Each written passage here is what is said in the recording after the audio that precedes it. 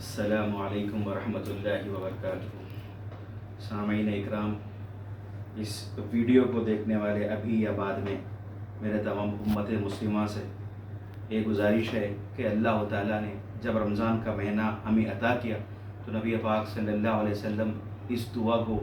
اکثر پڑھا کرتے تھے، اس دعا کرتے تھے، اللہم بارک لنا فی رجب و شعبان وبلغنا رمضان۔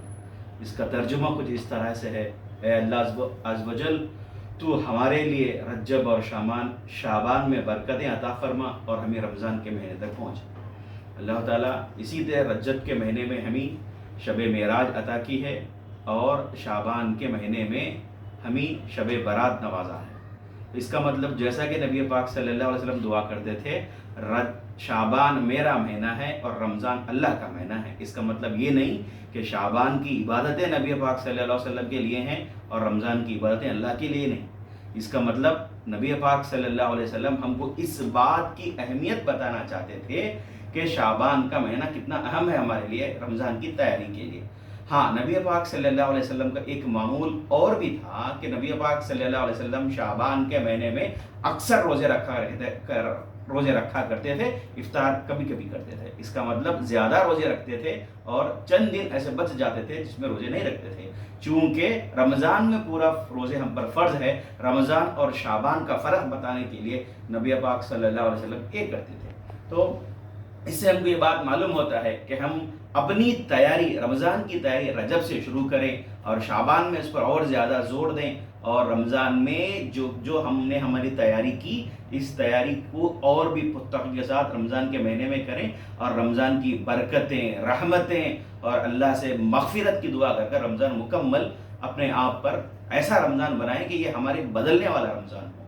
ہاں، ہم نے بڑوں سے سنا ہے رمضان کا ایک لمحہ بھی اگر صحیح طریقے سے گزر گیا تو بڑوں کا کہنا ہے کہ انسان کو ولی بنانے کے لیے کافی ہے رمضان کا ایک مہینہ بھی اگر صحیح طریقے سے گزر گیا۔ ہاں، ہم نے ہمارے بڑوں سے یہ بھی معمول دیکھا ہے، چونکہ شب برات جو شعبان کے مہینے میں آتی ہے، ہاں، شب برات کے دن ہم نے بڑوں سے سنا ہے کہ اپنا تقدیر کا لکھے جانے والا دن ہے، ہمارے ایک سال سے لیتے ہوئے اگلے سال تک کیا کیا ہونے والے ہیں، جو بندہ کس کو زندہ رہنا ہے، کس کو اللہ کے پاس جانا ہے، کس سے کیا ہوگا، کس کی زندگی میں کیا ہوگا، کیا کسی کو رزق ملے گا نہیں ملے گا، ان تمام چیزوں چونکہ اس دن اللہ کی طرف سے لکھی جاتی ہیں۔ ہاں، تو ہمارے بڑوں کا معمول یہ تھا کہ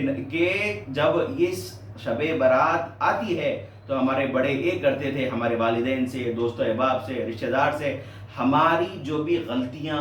ہمارے جو بھی گناہیں یا جو بھی ہم سے ان کے رویہ ہوا، اس چیز کو اپنے بڑوں کے سامنے رکھ کر بڑوں سے معافی مانگتے تھے، چھوٹوں سے معافی مانگتے تھے، دوست و احباب سے معافی مانگتے تھے، تاکہ اب تک کے جو غلطیاں ہوئی ہیں وہ ہوگیں اور اس غلطیوں کی ہمیں معافی ان سے مل جائے، چونکہ حقوق العباد بھی بہت بڑا حصہ ہے ایمان کا۔ حقوق العباد اب تک جو ہوا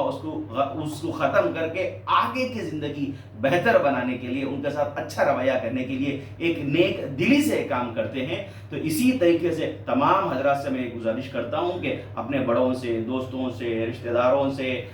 استاد سے، سب سے، اساتذہ سے، سب سے معافی مانگیں کہ اب تک جو گناہ ہوا، جو بھی غلطی ہم نے آپ کے سامنے کی، آپ کے پیچھے کی، جانے میں کی، انجانے میں کی، سو ایک بات بھی بولوں کیونکہ انسان ہے، انسان تو بشر ہے، غلطی کرتا رہتا ہے، گناہ ہوتے رہی ہیں۔ بے شک آپ کو دل دکھانے والی بات کہی ہو،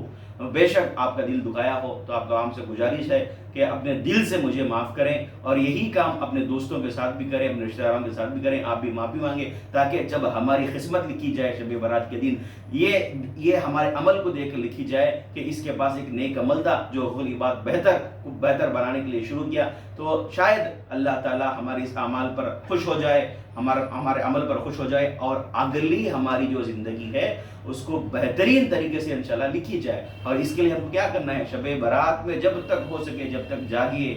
جاگ کر بیکار وقت مت گزاریے، دین کے کام میں لگے رکھیے۔ دین کا کام کا مطلب اپنے انفرادی اعمال میں لگے رکھیے اور انفرادی اعمال کر کے جب تک ہوا جاگیے، پھر اس کے بعد سو جائیے۔ اگر جاگنا ہمارے لیے دشوار ہے، یہ تھوڑا بہت تکلیف ہے اپنی صحت کی وجہ سے یا کوئی اور بیماری کی یا کوئی اور چیز کی وجہ سے، تو رات ہم عشاء کی عبادت کریں اور سو جائیں اور فجر کو اٹھیں، فجر کے بعد فجر کی عبادت کریں، اللہ سے دعائیں مانگیں۔ جزاکم اللہ خیرا کثیرا۔